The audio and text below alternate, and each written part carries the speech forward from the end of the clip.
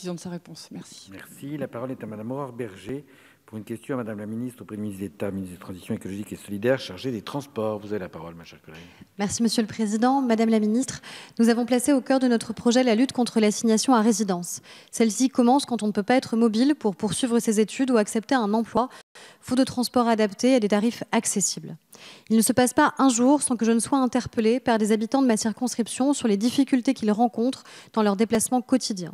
Considérés comme privilégiés, car habitant en Île-de-France, près des grandes entreprises et des centres de décision, la réalité est tout autre.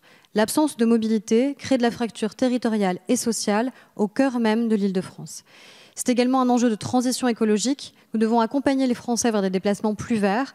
Or, aujourd'hui, les infrastructures en place n'incitent pas, voire même découragent les franciliens à opter pour des modes de transport plus écologiques.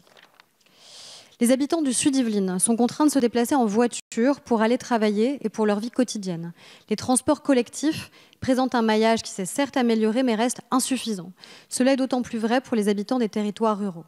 J'ai tenu des réunions publiques pour faire remonter les attentes et les difficultés des habitants du Sud-Yvelines sur la question des mobilités et notamment à Île-de-France Mobilité que vous mentionniez juste alors. Ils rencontrent aujourd'hui des obstacles majeurs quant à l'utilisation des transports en commun. Absence de stationnement en toute sécurité à tarifs abordables aux abords des gares et infrastructures de qualité. La question des parcs relais ne doit pas être déconnectée des investissements dans les lignes ferroviaires. En effet, le territoire est desservi par des lignes SNCF et l'efficacité discutable. Retard, vétusté des lignes et des rames, insécurité, réduction des amplitudes horaires de nos guichets. Des investissements importants ont été annoncés pour améliorer leur performance. L'État investit désormais 10 millions d'euros par jour pendant 10 ans. Mais pouvez-vous nous confirmer que les trains du quotidien seront bien les premiers concernés et quels seront précisément les investissements et les lignes concernées en Île-de-France? C'est une attente forte et précise de nos habitants. Je crains que ces investissements soient vains si l'ambition n'est pas élargie. L'objectif est de désengorger nos routes franciliennes des trajets quotidiens et de faire du train le mode de transport privilégié. Les quelques parkings existants témoignent du succès de cette solution. Mais victimes de leur succès, justement, ils sont saturés et des solutions de tarification sont envisagées par les gestionnaires locaux. Si des parkings relais sont en cours d'ouverture aux portes de Paris, pour les gares les plus éloignées de l'Île-de-France, le nombre de projets est largement insuffisant.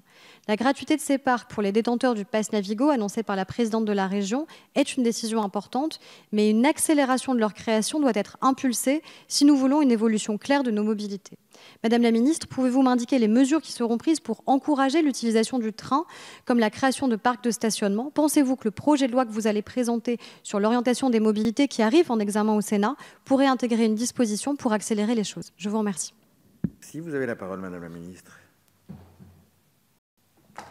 Merci Monsieur le Président, Mesdames et Messieurs les députés. Madame la députée Aurore Berger, vous soulevez la question de la qualité des transports du quotidien en Île-de-France. Comme sur l'ensemble du territoire, je voudrais vous confirmer que c'est bien ma priorité, la priorité du gouvernement. Mais vous soulevez spécifiquement la question des parkings de relais et de rabattement. Ce sujet relève de la compétence d'Île-de-France Mobilité. Île-de-France Mobilité, donc, qui est l'autorité organisatrice des transports pour l'ensemble de la région Île-de-France, a annoncé une politique visant à accompagner le développement des parkings relais pour les franciliens, formalisée par un schéma directeur dont l'objectif est la création de 10 000 places d'ici 2021. L'amélioration et le développement du réseau existant, je le disais, est vraiment la priorité du gouvernement. En Île-de-France, ce soutien se matérialise au travers de différents projets, le Grand Paris Express et ses 35 milliards d'euros d'investissement, mais aussi le contrat de plan État-région, qui est le seul en France à disposer d'un volet consacré au transport collectif, avec un montant d'investissement de 7,6 milliards d'euros sur la période 2015-2020, dont 1,4 milliard financé par l'État et 1,6 milliard par la Société du Grand Paris.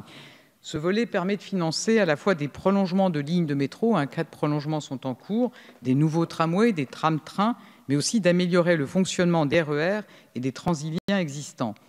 Les schémas directeurs et de secteur des RER et des Transiliens sont donc bien intégrés et pris en compte par le CPER.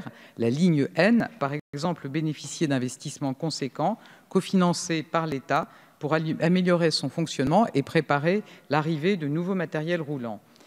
Mais par ailleurs, il est important de mettre à disposition des usagers des solutions de rabattement, je partage tout à fait, efficaces vers les modes lourds comme les RER, les trains ou les métros.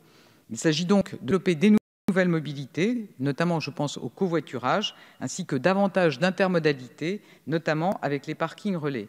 À ce titre, la loi d'orientation des mobilités, qui sera discutée prochainement au Parlement, a notamment pour objectif d'accompagner ce type de démarche, à la fois faciliter le covoiturage, mais aussi renforcer les obligations des gestionnaires de gares de mettre en place des parkings et notamment d'y prévoir également des parkings sécurisés pour les vélos. Je vous remercie. Merci beaucoup. Madame Berger, en réponse, vous avez la parole. Merci Madame la Ministre. Je crois que nous saluons tous l'engagement sans précédent de l'État, notamment sur les trains du quotidien, et c'était en effet le parent pauvre, malheureusement, ces dernières années. Je crois que nos concitoyens ont besoin d'avoir des précisions concrètes sur là où seront fléchés ces investissements.